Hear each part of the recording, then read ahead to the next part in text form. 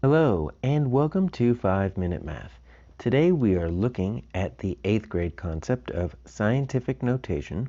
This is standard 8.2c in the great state of Texas, and we are using item number 22 off the 2021 released STAAR test.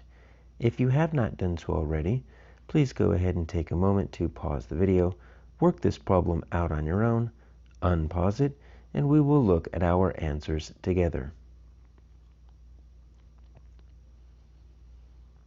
So we have an area of a piece of land is really large, 4,951,000 square meters. How is this number of square meters written in scientific notation? So let's put a little place value chart here so we can see what we're doing and how we want to get from a really large number to usually a really small number that's easier to work with. Right, so we've got 4951.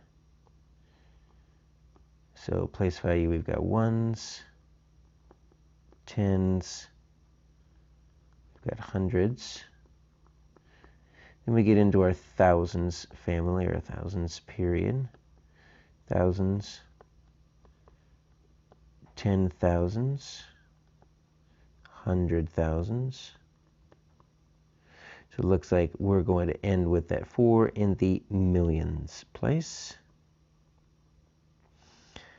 Always easier to write and read when we are in the whole numbers rather than the decimals. Sometimes those millionths and 10 millions get a little bit tricky. So how do we turn this into scientific notation? Well, one thing that we need to know is that scientific notation always ends up with one number in the ones place, and then as many numbers as required in the tens, hundreds, thousands. We can go into as far as the decimal, but here's the key with scientific notation. It's always the first digit is in the ones place, and that's it. You don't get to the tens or hundreds or thousands. You just go to the ones place. So if I wanted to put one digit in the ones place, right, I would put a 4 right there. But now my decimal actually is after the ones place. I'm going to have to move it over 1, 2, 3, 4, 5, 6 times. Now the question is am I moving it positive 6 or negative 6? Well, let's take a look at our answer right here. 4.951. So if I were to move that positive 6, that's my exponent. That means I'm going to multiply it by 10 6 times. So when you multiply a number by 10, you either add a 0, or if you're still in the decimal, move the decimal over 10 one spot. So that's going to be 1, that's going to be 2, that's going to be 3. Now I can add zeros. 4, 5, 6. Right, so that's going to be 1, 2, 3. So I didn't quite line them up, but I do have the correct number of zeros there. So that's looking good. See what happens when I go 4951, but to the negative 6. So when you're going to the negative 6, it's like you're dividing by 10 each time. So you're actually moving over 1, 2, 3, 4, 5, 6. So you need a 0.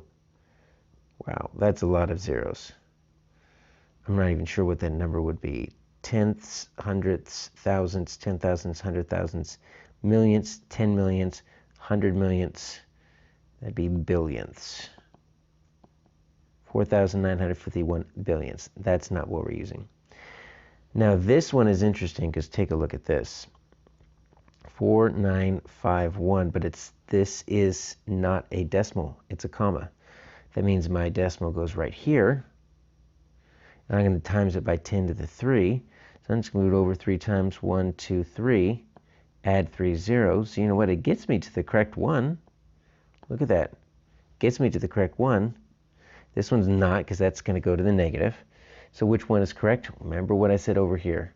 Correct form of scientific notation has only one digit that is a whole number in the ones place. And this has got 4. So my answer here is F.